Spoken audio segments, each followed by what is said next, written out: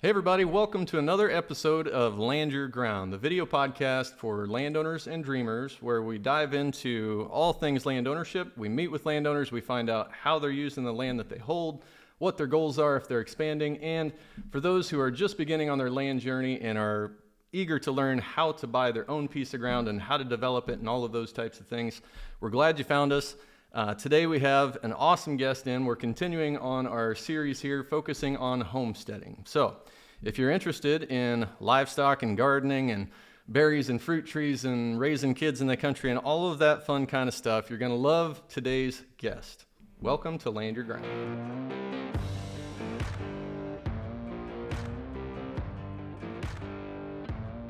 I have with me today Megan Klauer. Hey Chase, thanks for having me. I am really, really glad to have you on. I know that after I first asked you about this, you were your normal, humble, kind of shy self, a little bit introverted maybe, and very much like our last guest, my wife Jackie, which you two are peas in a pod and are close friends. So everybody kind of understands they're cut from the same cloth. But we're just thank you so much for gracing us with coming in today and being willing to open up and just, sometimes we can, especially homesteaders, I think we kind of get in our comfort zone and we're comfortable doing things kind of away from people, and we can be a little bit private. Yep. But that's okay. Like that's a good thing. But there's like a circle of, of people who are really interested in this topic. And I think it's okay to we're opening up to those folks. So with your permission, I'm going to ask you some questions today and just kind of dig in a little bit, dive in. I really want to hear your land story. Would love to hear a little bit about your family, just kind of, how you, what age you started when you first decided, hey, we're going to live in the country, we're going to buy a farm, we're going to do these, when those goals were growing in your head, how old were you? My husband and I were 19 and 20, and we were looking for a place, and our number one thing we told the realtor was we wanted down gravel road. we wanted to be in the country, and we happened to be out driving around and saw a sign and found the place where we live now. And at the time we had no idea how much land was on it. We just saw the small house that was not a whole lot of much, but it was wide open spaces behind it. Yep. And so then we kind of looked into it, and after a long battle of finally getting it, we got it in 2021. 2001. 2001. Yep. So 22 years. Yep. Yeah. It goes by fast, doesn't it? It does. Yeah, for sure. Yeah. So you guys were young. You were full of energy, full of ambition. You were not afraid to tackle a little bit of a project, right? Yep. Fixer-upper? Yes, the house definitely was a fixer-upper. Yeah. The realtor said, probably needs to be tore down, and we said, not an option. And nope. So we had a lot of help from family and friends and got in there and, made it livable for us. Yeah. So. Yeah. And your husband, Aaron, is one of those guys that is a doer. Yes. Like he fixes things. He will, if he doesn't know how to do something, he will figure it out, right? Yep, for sure. Very handy dude. Yep. I'm often very glad to have him in my contacts on my phone, especially if it's a furnace or mechanical issue or, building.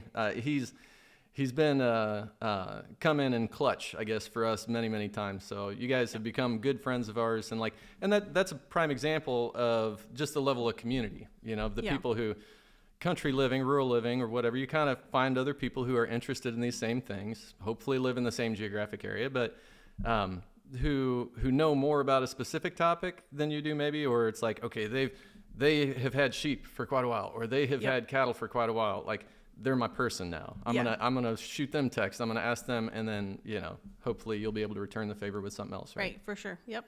So tell me, when we were interviewing Jackie in episode 8, we were talking about starting a homestead from scratch. It was most of the topic was geared on this raw piece of land that we're sitting on here right now, right? And there was nothing here, and some people are like, man, that'd actually be great because then you get to build everything the way that you want it, right?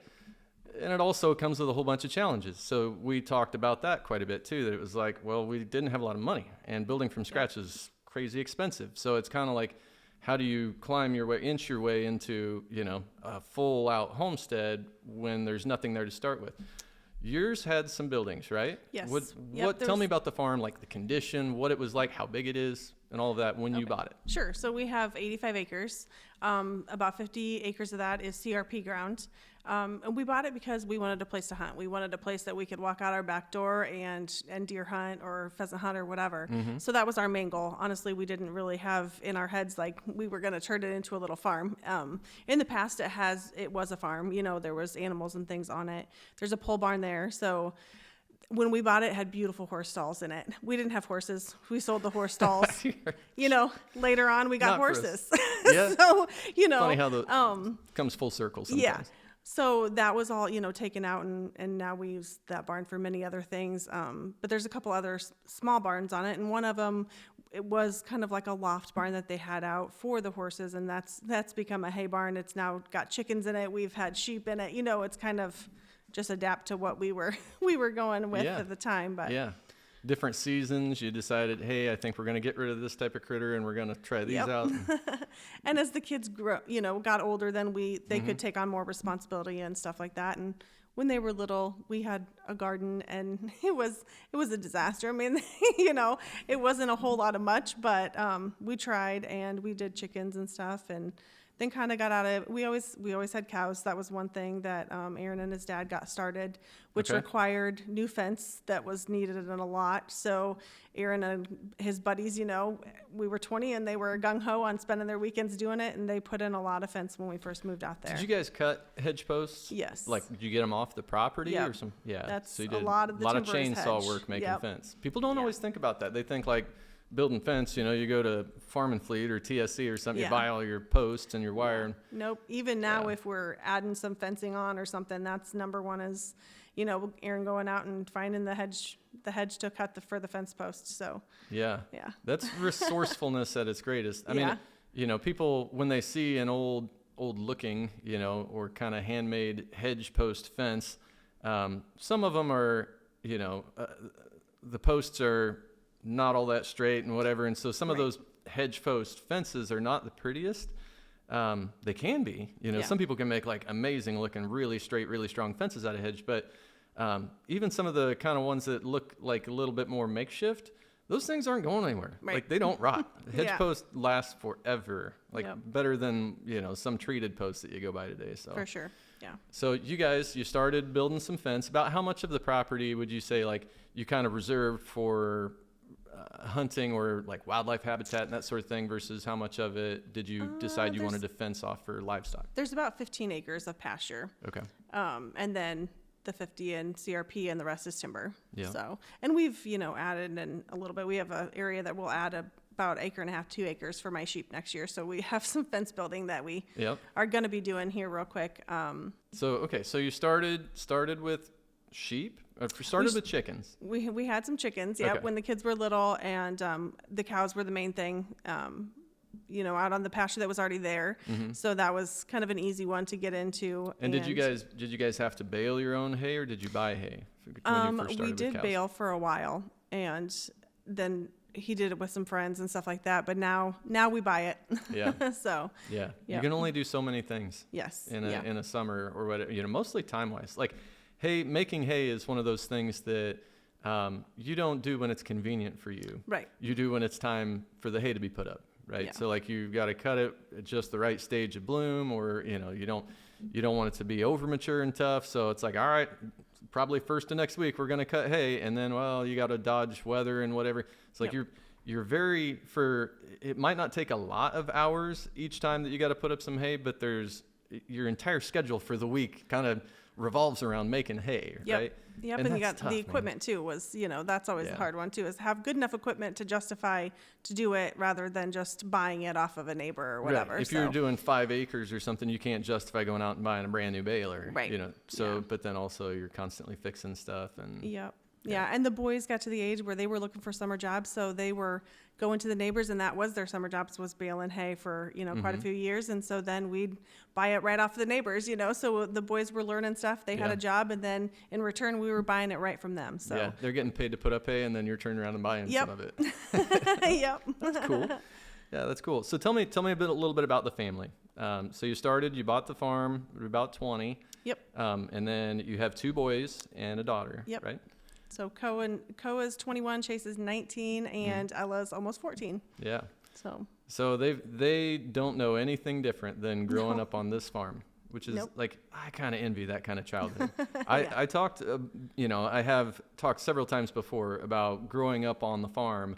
But for me, like, we were migrants. I mean, we moved all over. So it was always all these different farms and always, different setups. Some of them had great buildings. Some of them had no buildings. Some of them, it was a lot of diversity. But like, what's so cool is like, you started and your kids almost kind of started it with you. And then like the early years, there are a lot of attention, needing attention from you and stuff. But from the time, they're what age when you started to really kind of get them involved or have them out there helping? Oh yeah. I mean, as soon as the boys were old enough, they were out doing chores or just helping with something, and there's so much that has changed around there that we've, adapted to whatever we were wanting to do at the time as far as garden sizes and moving sheds. And we even brought home a couple sheds from a neighbor's, just to utilize, pull together sheds or whatever for the sheep now and stuff. And it doesn't all have to be brand new. I think that's the biggest thing. And I want it to look like it's been there for a long time. So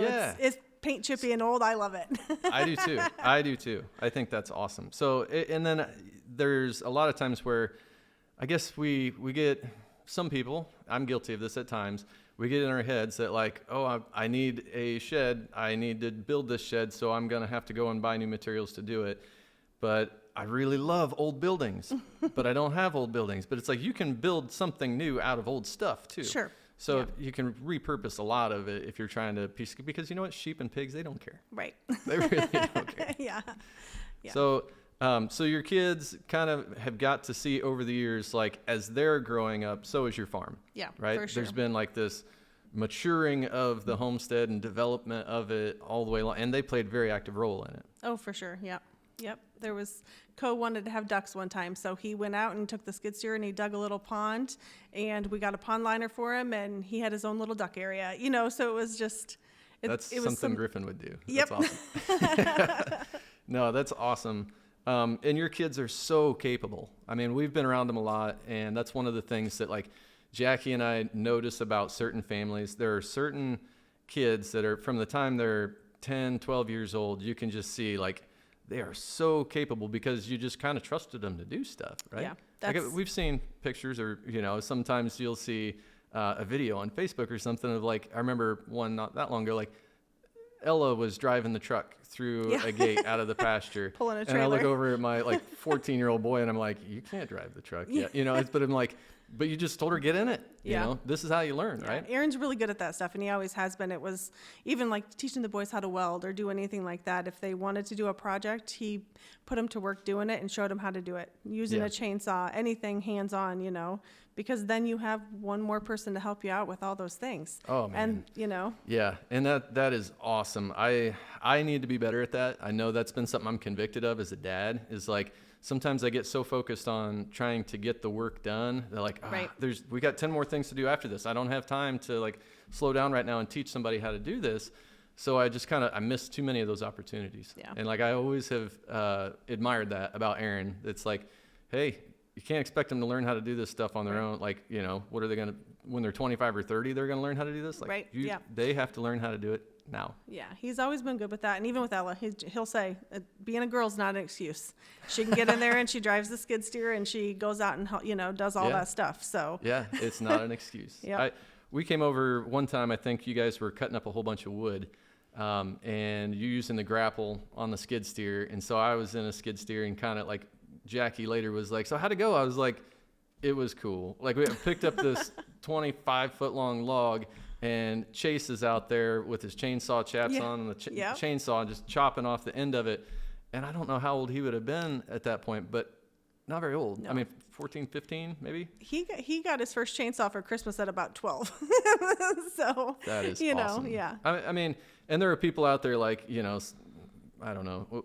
We won't call them any particular names, but there are people out there that grumble when they hear things like that. Right. They hear stories and they're just like, oh, that's reckless. That's crazy. Yeah. Who would give a 12-year-old a pistol or a chainsaw or whatever? And it's like, if you raise them that way, there is a much higher expectation, a different level of responsibility. Mm-hmm. They understand like the seriousness of running a piece of equipment like that or running a tool like that, because kids are capable of so much more at those ages than most of our culture today realizes. Yeah. Oh yeah, for sure. Like think of our grandparents, Yeah. how they were, sent out to go milk cows by themselves and carry in buckets of milk when they were like 6 years old. Right. Like, don't screw it Yeah. up, don't Yep. dump it, but there was an expectation, and, and they were given those responsibilities. And then along with it, it's like you start treating them a little bit more like a grown up. Yep. Because they can be.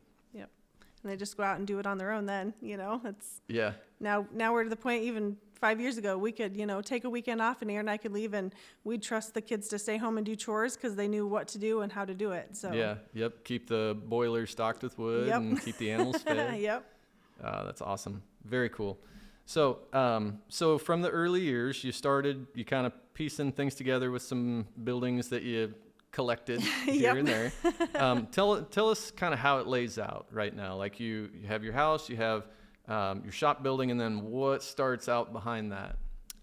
Behind most of it is the pasture area and my garden. So I started out with a huge garden. I don't know exactly the size-wise, but it was big. And every year, it was like, okay, this is too much, this is too much. And we took half of that and turned it into a flight pen for some peacocks and guinea fowl. So we have that there now. Mm-hmm. So the garden's smaller and more manageable, still big enough that I can. The one year we cut that in half and put pigs out there because we needed somewhere to put some pigs for a little bit. Mm-hmm. And then on the other side of the yard, we have just a small orchard that I have 6 apple trees and a couple peach trees and stuff. And they're semi-dwarf trees, so they're small. They don't get really big, so they don't take up a ton of space. Not too hard to mow around. That was, always the big thing is what you have to mow around. And probably not 30 feet tall, so it's a little bit easier to pick apples on. Right. Yeah. They're, big enough you still need an apple picker or whatever, but not ginormous and going to take over everything. And so. Yep.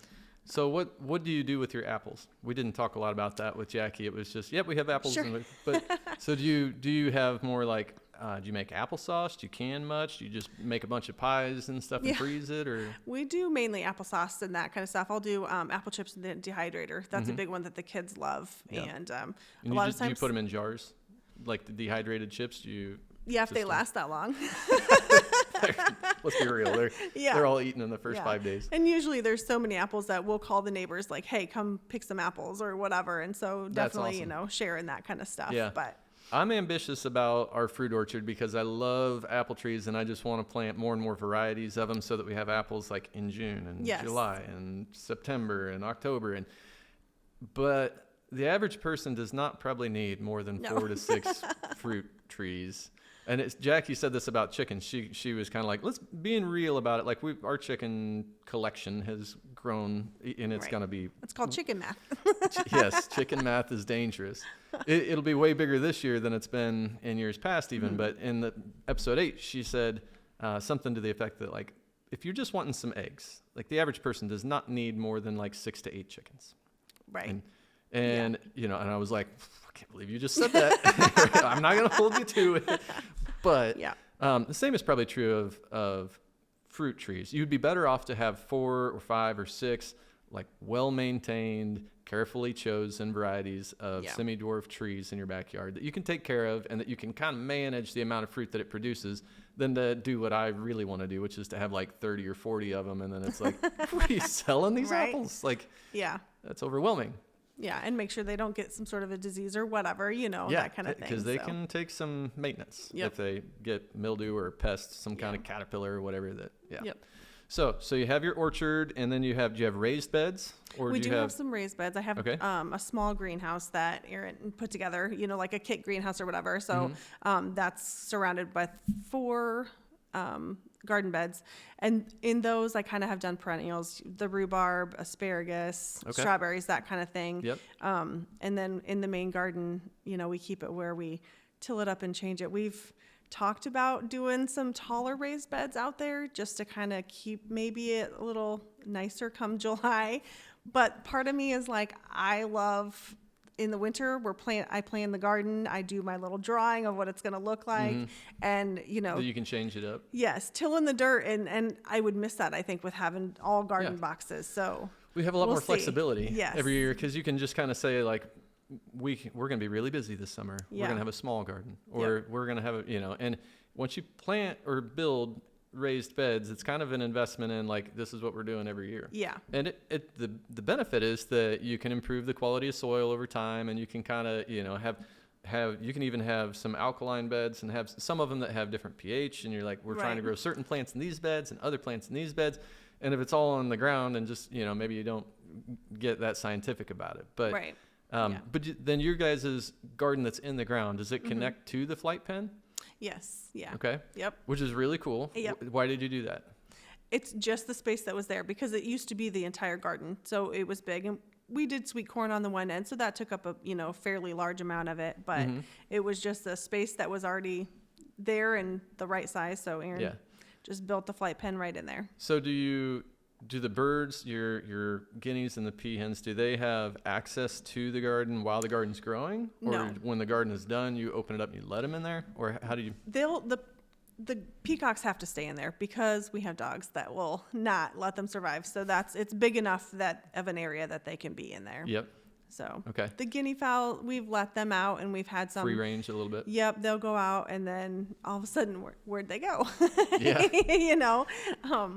We do free range some of the chickens, but everything else is usually in the flight pens. Yeah. So. Okay. And you guys also, what other types of fowl do you raise? So we've done pheasants, and we in the past have bought eggs and then hatched them out. We do 1 year we got 400 eggs and hatched them out, and then we'd release them out in the CRP and use some for training the dog and stuff like that. This year we just bought full grown pheasants and put them in the flight pen until it was hunting season or whatever, and used them that way. But the pheasants are pretty cool. I love that. Yeah. I mean, I think they're just neat, and I like when we came over, I don't know if it was 2 years ago or when it was, but in May or June, when did we butcher meat birds? Right after fair, so July. Okay, July. So you had these little baby pheasants that were in a little brooder pen and whatever, and Griffin just thought like, oh, that's so cool, like we should raise quail or pheasants. I'm like, yeah, it's pretty neat.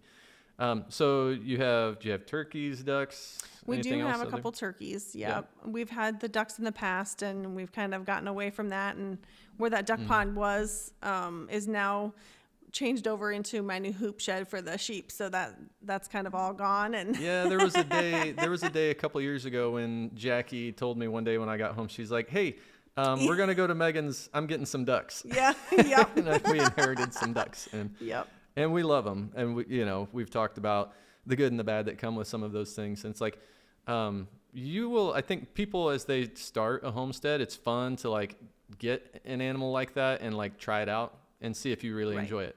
See if it's worth the effort for you. Because like we talked about, Jackie said, goats were not our thing. Like we raised a couple bottle babies, and then it was a good experience for the kids, but we figured out like, I don't want all of the things that come with goats. Right.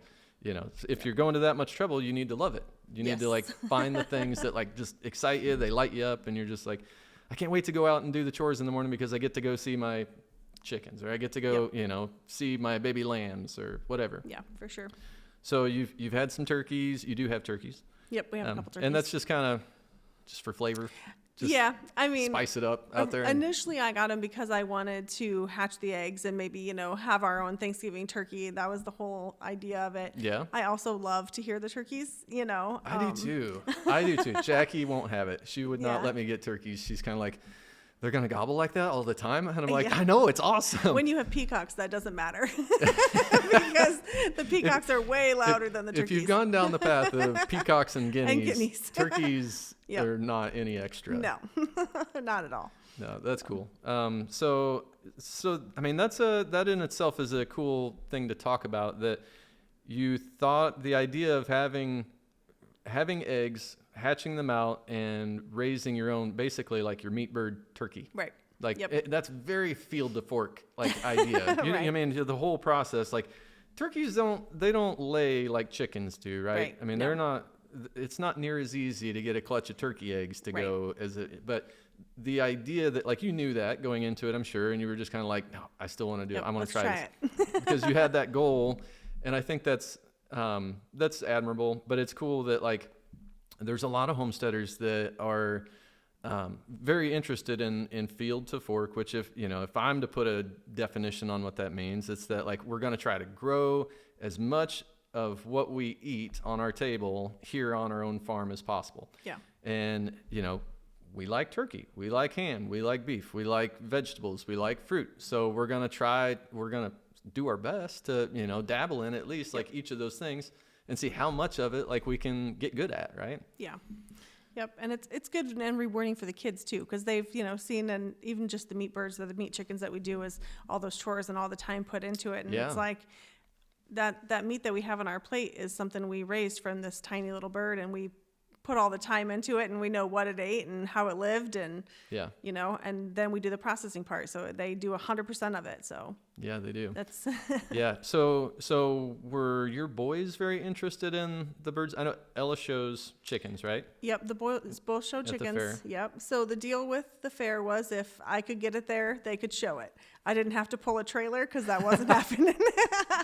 So we did do goats one year. We had a friend that took a goat up for Chase to show, but it's always been the chickens have been a good one, and Ella did rabbits. Yeah. So, yeah. And there were the boys as involved in like going out and doing the chicken chores every morning as Ella is, or I would say about the same. I mean, when the boys were little, we had a lot more bottle calves, that kind of thing. We'd get one about every year. One year we decided we were going to do 6 at once.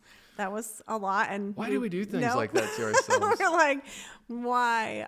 So those kinds of things that I hope they'll look back and love it. And I mean, I'm sure they'll be like, oh man, that was so much work, but they're gonna remember that all the bottle babies that we had and stuff. But so they did more of that kind of stuff than, now we have more of the chickens and the birds and that stuff. But and so you mentioned pigs. You had pigs at least once or twice, or you don't do it all the time? We do it about every other year. Okay.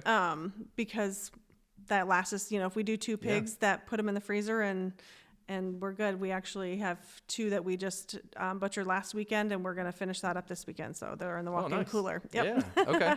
Yep. So you guys have a DIY walk-in cooler. Yep. That was another project that I picked Aaron's brain on, and even I think I even bought some leftover insulated panel like materials from him because he's like, this is what I used. I'm like, cool. How much of it you got? Yeah. Yeah. So that's super handy to right? Oh, that's been a lifesaver. Process a lot of your own meat at home, right? Even deer. We do all of our own deer and basically everything but the beef. The locker comes out and does it on the farm. And so everything else we do. Yeah. That's awesome. So that's an overwhelming or kind of daunting, for most people to wrap their head around, like, okay, I can get some animals, I can feed them, I can grow them, I could maybe butcher a chicken if I had to, but to go to the level of like, all right, now you're not just going to be the caretaker and raise these animals, but you're also going to become a butcher. Yeah. And they're just, aside from, let's just say there's a portion of the people who love the idea of having all these animals that couldn't bring themselves to do that part of it. Right. Yeah. But there's a lot of people that are just, I think, intimidated by it, and they're just like, I wouldn't even know what to do with it. Like it's, so you got to find somebody. I mean, YouTube is valuable, but there's best case scenario. You find somebody who's already doing this type of thing, and then you ask if you can come help, right? Yeah. You ever have people that like, do you guys ever invite people out that are total greenhorns, had never experienced that before? Yeah. I mean, we have, different friends that come out and do the chickens, and a lot of it that we have learned as far as the butchery stuff has been YouTube, so there's certain ones that Aaron likes to watch, and that's his thing. He understands all that. When it comes down to doing the grinding and the packing and that's when we all kind of jump in and do it. And the boys are right there. They're skinning them down and doing all the work last weekend, and we were thankful that they were home for that. Yeah. You want any of this meat to end up in your freezer, you must get back here. Yep. So you guys typically do how many meat birds every year? We used to do it twice a year when we first started. That's a lot of chickens. Yeah. And we do it with some friends, or, you guys have come over or whatever, and it depends on how many family. We've done anywhere usually from 50 to 150, with all of us or whatever, but we kind of aim to do 50 meat chickens a year. Yeah. To put in our freezer, so. Yep. And so you've tried different varieties. What did you like or don't like? Or we've done the Cornish cross, which are the big white sea ones. Monsters that they like to call them. That turn into pigs. Yes, that's pretty much. And they're so good meat-wise. They really, really are. They grow super fast. Yep. We kind of went to the Red Rangers or the Murray McMurray variety of them. You know, they're a little more, they grow a little slower. They're just not. We did them last year, and they're really good. It's kind of a darker meat, so I enjoyed that. But they didn't get those big, you know, the big breast they don't on fill them. out. No. And so actually this year, when Jackie and I were talking about which ones we were going to order, we went back to the Cornish cross just for 1 year, because I said I missed, you know, we part them out. We do some whole birds that we put in the freezer, but we also will part them out for, you know, our own use. So it's easier to throw in the smoker, pull out the legs, or just, you know, have all those breasts on hand that we're not having to go buy separate for a certain, I'm not going to go buy meat when we have 4 chest freezers full of meat. Right. Yeah. So we did go back to that. And plus, like with doing the whole birds, you don't have those carcasses like we do when we part them out, which we, you know, Jackie has taught me to do the chicken broth. She mentioned that 1 year, and I was like, what? Like, you know, so ever since we've done that, and that's so awesome. Yeah. Like, you just get one more thing out of it that way. Yeah. Yep. So. Putting it more fully to use. Yep. So, no, that's really cool, because I think a lot of people, if they decide, all right, we're going to try this, we're going to raise a few birds to butcher ourselves and put in the freezer, they don't have a clue like what meat variety or what the pros and cons of them are. And you know, if you quickly you're browsing some nursery website and or hatchery, and you just kind of see that, like, well, these get, you know, 7 or 8 pounds on average. Well, that sounds wonderful. These are 5.5 to 6 pounds on average, and you think, as long as I'm raising a chicken, I'll raise the big ones. Right. If that's your only objective, okay. But you also need to understand that, like, they grow a lot faster, they're messier, they're stinkier, they don't like to leave the coop. Yeah, they just eat nonstop. they just lay next to the feeder and stick their head in it like a pig would. But they do grow super fast, and it is really delicious meat and whatever. And so it's just kind of knowing, like, how you care for those types of birds is going to be a little bit different, and that, like, you got to keep fans on them, you got to keep them cooler, because they will overheat and just die on you. Yep. And, you know, smaller breeds are a little bit hardier. They're, you know, they're more physical. They'll get outside the coop and go forage a little bit. Yes. And you've done the pigs. You've done what else? Sheep, goats. Oh yeah. So we started with goats. We've had goats a couple different times. We had goats years ago when the boys were smaller, and then kind of got out of that and got back into it when I decided, actually, that I was with Jackie at your grandma's, and ended up bringing home a goat. And that was almost 10 years ago, and I still have her. She is the one and only goat I still have. The token goat. Yes. That's Pistol Annie, right? Yep. Yeah, I love that name. I loved the goats. I loved the personality that they had. But man, where they get out all the time. Yeah. You know? Yeah. And it's just a pain. And then through a blog and a YouTube channel, I learned about Katahdin hair sheep. So I kind of started looking into them, and actually found a couple people local that had them. Ended up getting a couple, you know, after we had sold our goat herd, and got into the sheep, and they're so much easier. You know, for us, they are so much easier. Yep. What in particular would you say is more preferable for you guys for the haired sheep versus a variety, a fiber breed? Well, you don't have to worry about having them sheared, because, you know, they shed out. So that's a huge, you know, they just take care of it themselves. Yep. They just do it themselves. And wool is not exactly a booming industry in this area anyway. Right. Like it's a lot of effort and hassle to have high enough quality wool that it's worth anything when you shear it. Yeah. So it's kind of like, it's just one more thing to do, or to have to hire somebody to come and shear all your sheep for you. And yeah, and that's just nothing I knew anything about. So, so finding the right breed that, lets you still have them and get the benefit of them without the extra stuff that you didn't want to do anyway. Yeah, and the hair sheep are neat, because you never know. They're kind of like the goats, and you never know what those babies are going to look like. Yeah. They, you know, can be white to brown, red, black, all kinds of different colors, and so it's a little It's a little surprise when you have the babies. They're all so unique rather than the wool breeds that you know exactly what they're going to look like. Yep. See, my folks have always enjoyed and raised paint horses, which are quarter horses. It's the American quarter horse, but it's just a little bit different variety that they kind of got designated as their own breed because they're allowed to have color. A quarter horse can't have more than just a certain amount of white, like on its forehead or on its socks or whatever. If it has a white spot on it, it's not a quarter horse anymore. It's the paint. But they started on that, and there's just so many different, I guess I don't know the right word for it. There's varieties like Tobianos and they have names for all these different color patterns. And when you cross with a certain thing, it's like, oh, this could turn out a lot of black and white, or it could be a lot of tan and yellow, and you just don't know, which they love. Yeah, they've always like get super giddy about having a new baby, and they're just like, oh, it's gonna have all these, Yep. So I get that. Like sometimes it's fun just to pick something just because you like the way it looks. Right. And they're cute. Yeah. Yeah. And they do have personalities, similar to the goats. They just don't try to get out all the time. Yeah. So how many did you start with, or how many do you have roughly? we on your have farm? just under 30 now. Wow. So, yeah. Which it's not huge, but it's plenty. Yeah. Well, that's more than just a couple. Yeah. That's not, so there's a certain threshold, and I don't know where it is. I think everybody kind of has to decide it for themselves, where it's like, you're not just a petting zoo anymore. Like Right. you're a legit farm. Yeah. You have enough stock here that like, this is not maybe a full-time job, but it's it requires a consistent amount of effort throughout the year.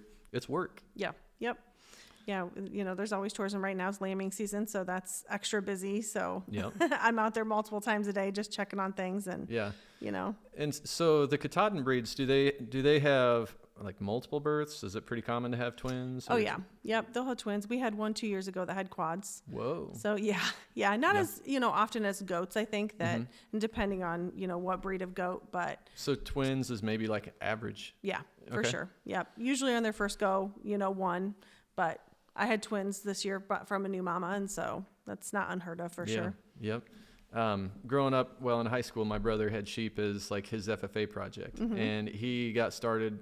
I forget what breed he started with the first year, but pretty quickly somebody told him about polypays, and he's like, oh, I really want to go that route because they're known for multiple births. So Okay. average, he was having like, I don't know, 2.5, 2.6, lambs per ewe. So he was like, we had a lot of twins, a lot of triplets, and we would have some quads, and occasionally we even have like quins, which Oh geez. was really tough to, you knew at that point you're going to be bottle feeding at least one or two Right. of them out of, most of the moms, but pretty wild when like you can have 30 head and you can end up with like Yeah. 60, 65 plus lambs out there in the spring potentially, right? Yeah. It's my favorite. We'll go look out on the, from the back room or whatever, and little lambs bouncing everywhere in the spring we call it the zoomies. Yeah. Yep. So yeah. That is cool. So, and is there a pretty decent market for those? I mean, you just get most of those to weaning weight, and then you take them to a sale barn, or how do you market You them? can either take them to the sale barn, or there's a guy down Monmouth area that buys, once a month or whatever. So we'll take them down there once they're big enough to go Okay. to market. Yep. Cool. Yeah.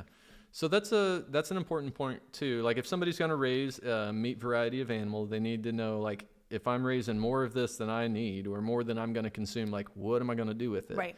Sure. If you have to know like, is there a market for this? Yeah. Like if you're growing peacocks, you Right. need to know how to sell them, or you're going to be overrun with Yeah. peacocks and your neighbors will hate you Yes. or whatever. But so you've had sheep for how many years? Like how many years into homesteading roughly did you get them? Or? I think we've had them for maybe, I want to say 6 years. Okay. Yeah. Yeah. Maybe a little bit longer than that. Yeah. So If you backing up, I mean, in the order of progression, like when you first started, you had enough fencing to have a few like mature cows, and you Yes. had enough building space or whatever to start with chickens. And then you started a garden, and then you planted some fruit trees. And then you decided you would try out some goats, and you have pigs here and there every other year, that type of thing. But is there anything like now that you've been doing it for 20 years? Right? yeah. Yep. I struggle to even I say know. that, right? Has it been 20 years? Yep. If you've been doing it for 20 years, is there anything that you think like, we could have started doing that sooner because I absolutely love it? Or boy, like we should have never done that to begin with because it set us back in my timeline or whatever. Yeah.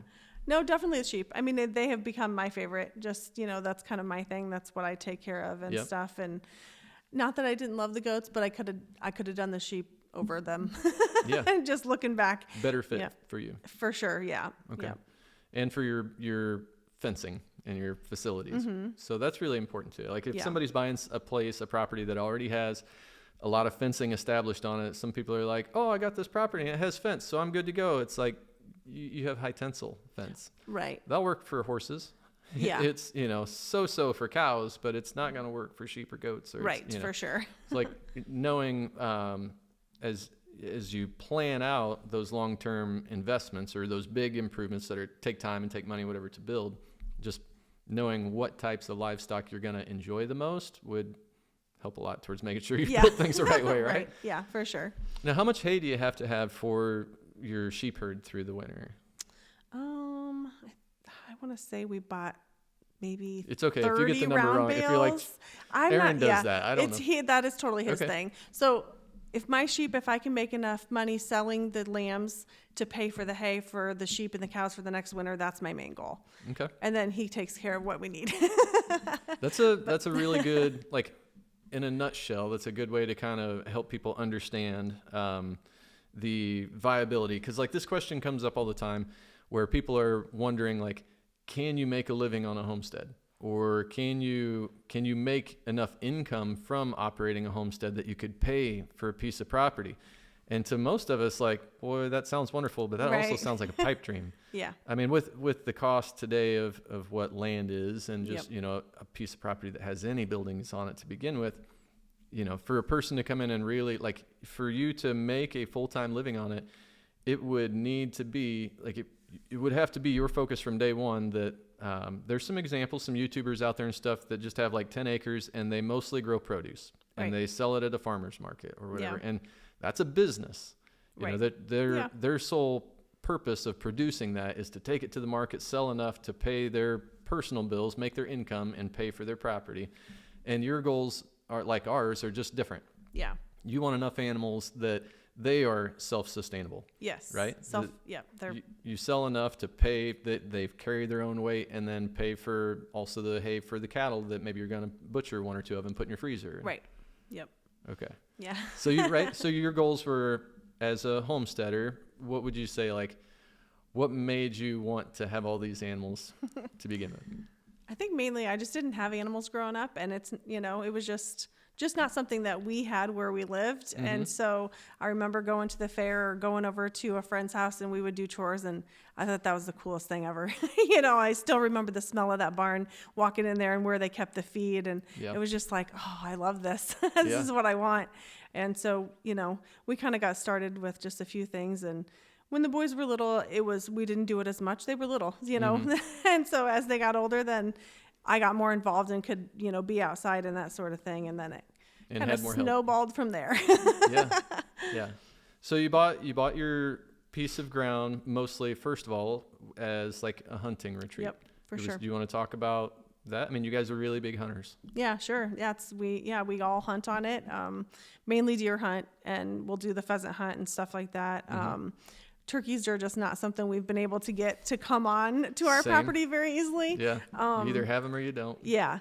And so, but mainly the deer hunting, and, the CRP, we're out there all the time. Whether I went for a walk yesterday and that's where I went, through the timber and just for a walk. But we spend a lot of time out there, just doing all kinds of different things. Berry picking, we kind of talked about that. That's, we'll go out there in the summer and pick wild berries and stuff like that. So yeah.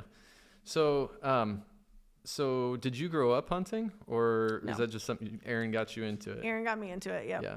But it's not something you just kind of do to maybe just spend time with them. Like, you really enjoy it, don't you? Yes, I do. And people will say, how can you go sit out there? And I said, well, it's peace and quiet.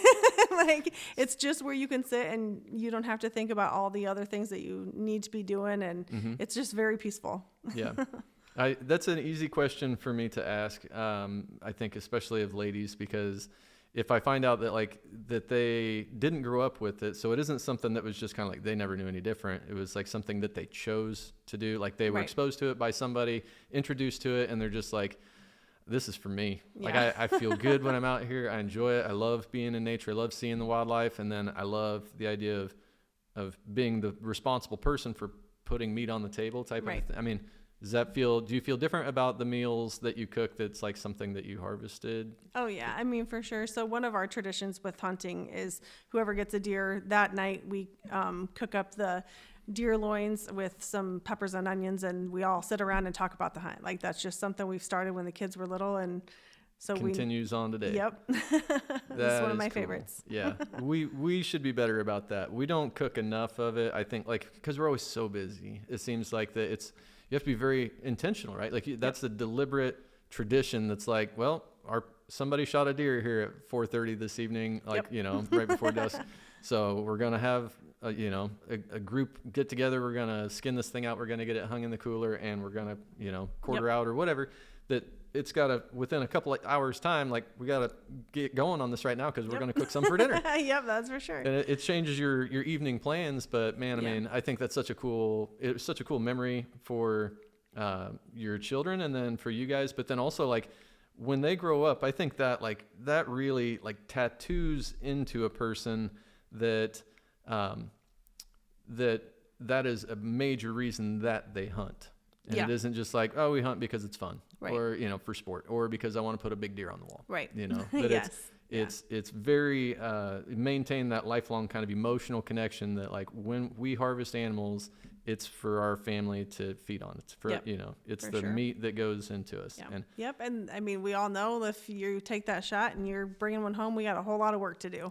That's plenty of effort to follow. Yeah. It's not all just fun, out there behind the gun. But so that's really, really cool. I mean, one of the things that I think ties you guys deeper into your land than somebody who's just a homesteader. And I hesitate, I should bite my tongue or back up a second. I shouldn't say just a homesteader. Right. Because there's all different degrees of homesteading, sure, right?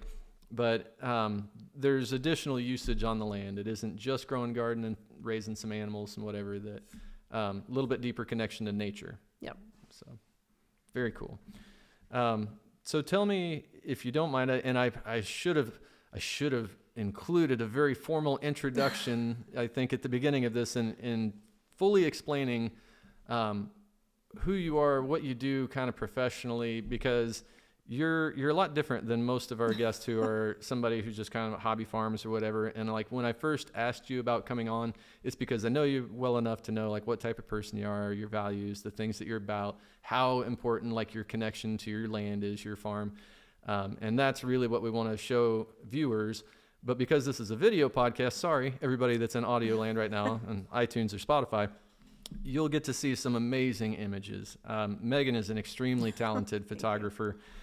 You do it professionally, but you also do farm photography. Right? Yeah. I think I've heard you use that term before. Yep. Which, so you guys are enjoying right now, hopefully if you're watching this video, some dazzling images from the farmstead. You'll get to see, a little taste of what Megan's daily life is like, and you use those as you scrapbook them. Yep. You document a lot of this that we're talking about, right? You kind of have, you're a very visual storyteller. Yep. I'm a very visual person, and started scrapbooking when Co was little. So, 21 years ago, and started paper scrapbooking, and then, kind of transitioned over into the digital world and doing photo books and that kind of stuff. But I've always had a camera, and especially now with phones, it's so easy to, take a quick photo. And my kids have grown up just knowing, just stand here and smile, and she'll go away.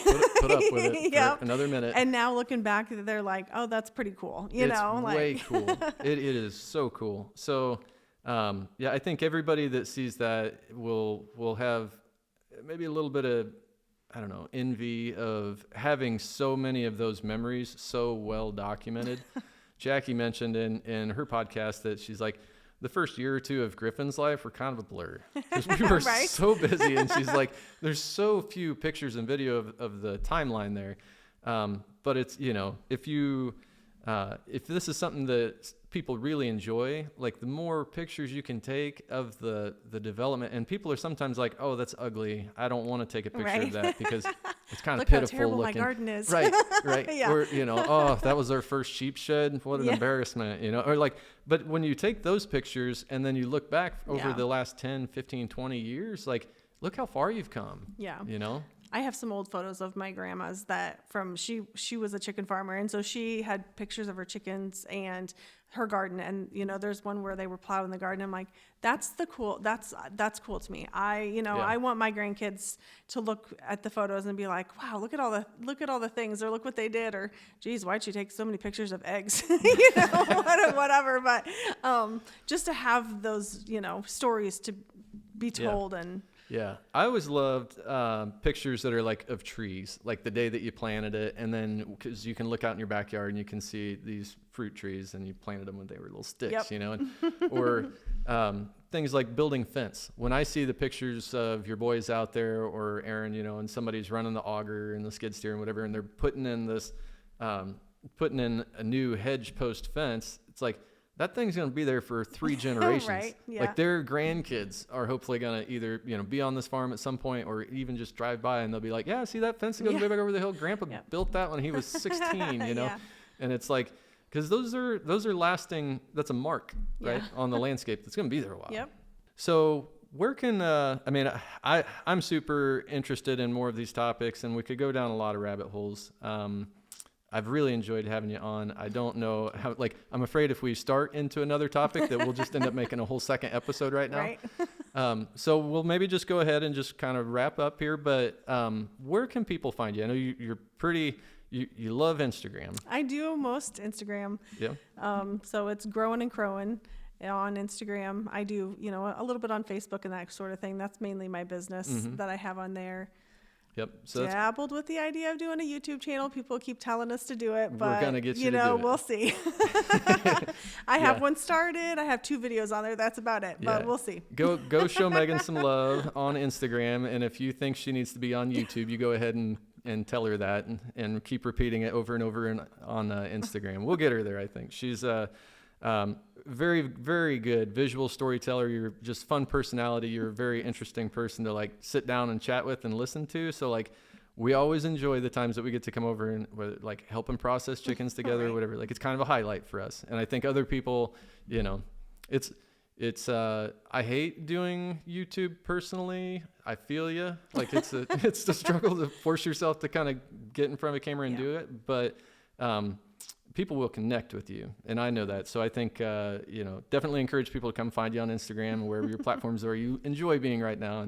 And I thank you very much for coming on. It's been an absolute pleasure. Look forward to having you back on, and maybe next time we'll have both you and Jackie in, if we can get people, if people seem excited about hearing more about the homestead stuff or progress, or want to do a Q&A session on the topic of homesteading. I would be all about that. I think that's something that maybe we could set up if we can. Yeah.